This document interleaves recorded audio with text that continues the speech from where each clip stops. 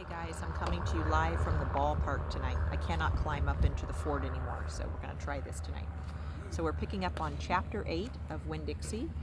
When Dixie's bald spots started growing fur, and the fur he had to begin with started to look more shiny and more healthy, and he didn't limp anymore. And you could tell that he was proud of looking good. He was proud that he was not looking like a stray. I thought what he needed most of all was a collar and a leash. So I went to Gertrude's Pets, and there were fish and snake and mice and lizards and gerbils and pet supplies, and I found a really nice red leather collar and a matching leash. Now when Dixie was not allowed to come inside the store, and there was a big sign on the door that said,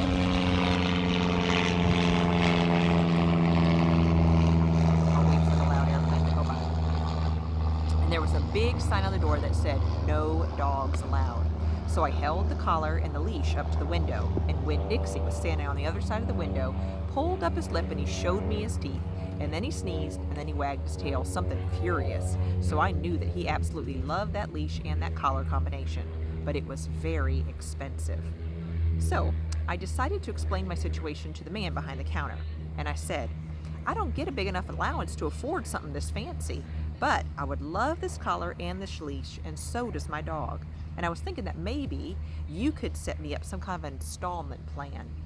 "Installment plan?" said the man. "Gertrude!" somebody screamed with a really irritating voice. I looked around and it was a parrot. She was sitting on top of one of the fish tanks looking right at me. "An installment plan," I said, ignoring that parrot. "You know, where I promise to give you my allowance every week and you give me the leash and the collar right now." "I don't think I can do that," said the man, and he shook his head.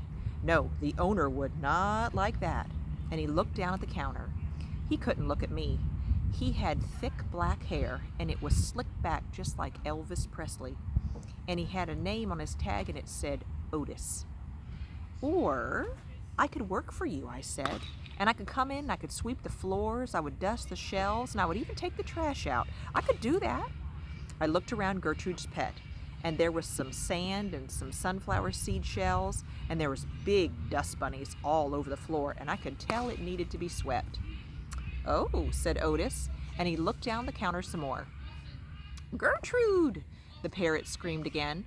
"I'm real trustworthy," I said, "because I'm new in town, and my daddy, he's a preacher. He's the preacher at the Open Arms Baptist Church of Naomi, so I'm real honest. But the only thing is, see my dog, Winn Dixie, he has to come inside with me, because if we get separated for too long, he starts to howl something terrible."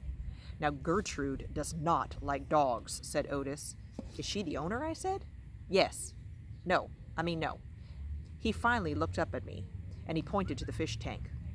"That's Gertrude, the parrot. I named her after the owner." "Gertrude's a pretty bird," screamed Gertrude. "And she seems to like Winn Dixie," I told Otis. "Almost everybody does. Maybe he could come inside and meet her, and if the two of them get along, then can I have the job?" Maybe," Otis mumbled, and he looked down at the counter again. So I went and I opened the door, and Winn Dixie came trotting inside of the store. "Dog!" screamed Gertrude. I knew it," Otis told her. And then Gertrude got real quiet. She sat on top of the fish tank, and then she popped her head from one side to the other, looking at Winn Dixie. And then Winn Dixie just stared right back at her. He didn't hardly move. He didn't hardly even wag his tail. He didn't smile. He didn't sneeze. He just stared at Gertrude, and she stared at him.